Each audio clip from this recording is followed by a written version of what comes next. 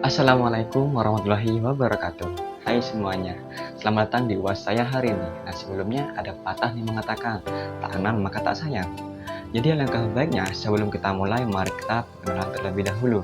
Perkenalkan, nama saya Di Sofyan, saya dari kelas C, Teknik Informatika Angkatan 2023. Nah, kalau kalian suka ngomongin teknologi nih dan IoT, kalian berada di tempat yang tepat. Hari ini UAS saya akan membahas sesuatu yang keren banget, yaitu arsitektur komputer dalam Internet of Things atau IoT dengan studi kasus aplikasi smart home. Kalian pernah nggak sih membayangkan rumah kalian bisa otomatis menyala lampunya, atur suhu ruangan, atau bahkan kasih tahu kalau ada tamu di depan pintu? Itu semua terjadi karena adanya arsitektur komputer yang menjadi otaknya di balik IoT. Jadi jangan kemana-mana karena kita bakal kupas tuntas topik ini. Nah, sebelum kita bahas ke smart home, kita harus ngerti dulu nih, apa itu IoT.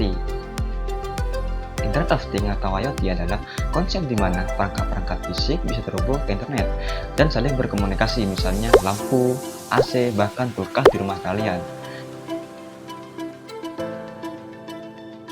Di IoT, perangkat-perangkat ini dilengkapi dengan sensor, aktuator, dan chip komunikasi, sehingga mereka bisa menurunkan data, mengirimkannya ke server, dan merespon sesuai perintah kalian. Nah, berbicara tentang sensor dan aktuator, mari kita bahas terlebih dahulu. Sensor adalah perangkat yang digunakan untuk mengukur atau mendeteksi suatu kondisi fisik atau lingkungan seperti suhu, cahaya, gerakan, kelembapan, atau tekanan. Nah, sensor ini berfungsi untuk mengumpulkan data dari lingkungan dan mengubahnya menjadi sinyal listrik yang dapat diproses oleh perangkat lain seperti mikroprosesor atau sistem IoT. Nah, bagaimana sensor bekerja? Yang pertama yaitu sensor mengamati parameter tertentu, misalnya suhu atau cahaya.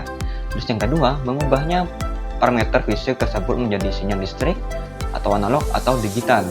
Dan yang ketiga, sinyal dikirim ke sistem pemrosesan atau dianalisis dan direspon. Nah, aktuator adalah perangkat yang mengkonversi sinyal listrik menjadi aksi fisik. Aktuator menerima perintah dari sistem IoT, misalnya dari cloud atau aplikasi, dan melakukan tindakan tertentu untuk mengontrol perangkat atau sistem. Nah, bagaimana aktuator bekerja? Yang pertama, aktuator menerima sinyal dari sistem pemrosesan, atau misalnya dari cloud atau aplikasi. Terus yang kedua, mengkonversi sinyal listrik menjadi aksi fisik seperti memutar motor, menyalakan lampu, atau menggerakkan lengan mekanis.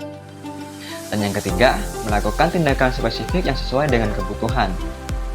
Nah, tapi gimana caranya semua ini bekerja? Disinilah peran arsitektur komputer sangat penting. Nah, selain perangkat rumah tangga, IoT juga ada di kendaraan pintar, misalnya sensor di mobil, safe driving yang memberikan deteksi kondisi jalan atau lalu lintas dan langsung memberi respon. Bahkan perangkat wearable seperti smartwatch juga dari bagian dari IoT karena mereka bisa mengukur detak jantung dan mengirim data ke aplikasi kesehatan di ponsel kita. Kalau kita bedah, arsitektur IoT itu biasanya dibagi ke dalam 3 lapisan utama. Yang pertama, lapisan perangkat atau eject layer. Nah, ini adalah semua perangkat pintar yang ada di rumah kita, seperti halnya kamera CCTV, smart lock, atau thermostat. Perangkat ini dilengkapi sensor untuk mengumumkan data, misalnya suhu ruangan atau gerakan di depan pintu. Yang kedua, lapisan jaringan atau network layer.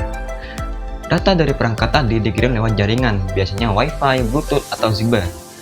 Proses ini mirip seperti kalau kita kirim chat ke teman lewat internet. Terus yang ketiga, lapisan cloud atau cloud layer.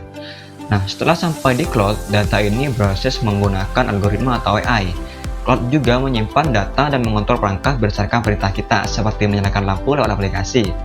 Nah, ketiga lapisan ini bekerja sama untuk menciptakan pengalaman smart home yang seamless. Contohnya, ketika kamera mendeteksi gerakan, data dikirim ke cloud, lalu cloud mengirim notifikasi ke HP kalian.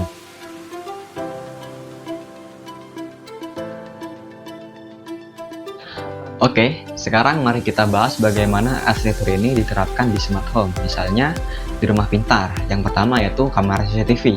Kamera mendeteksi gerakan dan langsung mengirimkan rekaman ke cloud. Cloud memproses apakah itu gerakan normal atau ancaman, lalu memberi notifikasi ke ponsel kalian. Yang kedua, lampu pintar. Sensor cahaya mendeteksi bahwa ruangan gelap, lalu mengirimkan perintah ke sistem untuk menyalakan lampu secara otomatis. Dan yang ketiga, Smart Lock, sistem kunci pintar bekerja dengan data biometrik seperti sidik jari atau pengenalan wajah untuk memastikan keamanan rumah. Nah, semua ini nggak mungkin terjadi tanpa adanya komunikasi yang solid antara perangkat-perangkat IoT dan server di cloud.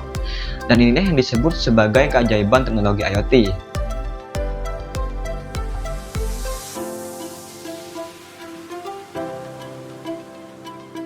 Tapi, ada juga tantangan besar di IoT, terutama soal keamanan data. Karena semua perangkat terhubung ke internet, ada risiko pertasan. Makanya, penting banget buat pakai sistem yang terinkripsi dan selalu update di firmware perangkat kalian. Di masa depan, teknologi IoT ini akan terus berkembang. Bayangkan saja, rumah kalian nggak cuma pintar, tapi juga bisa belajar kebiasaan kalian. Dengan teknologi AI, misalnya AC otomatis menyesuaikan suhu sesuai preferensi kalian tanpa perlu diatur lagi. Keren banget kan? Jadi, itu tadi penjelasan tentang arsitektur komputer dalam IoT dengan studi kasus smart home. Nah, kita udah bahas dari cara kerja perangkat sampai tantangan ke depannya. Kalau kalian punya pertanyaan atau ide untuk topik selanjutnya, langsung kasih tahu di tulis komentar ya. Mungkin itu penjelasan dari saya, kurang lebihnya mohon maaf, sekian terima kasih, dan sampai jumpa di video berikutnya dan tetap eksplorasi teknologi. Bye!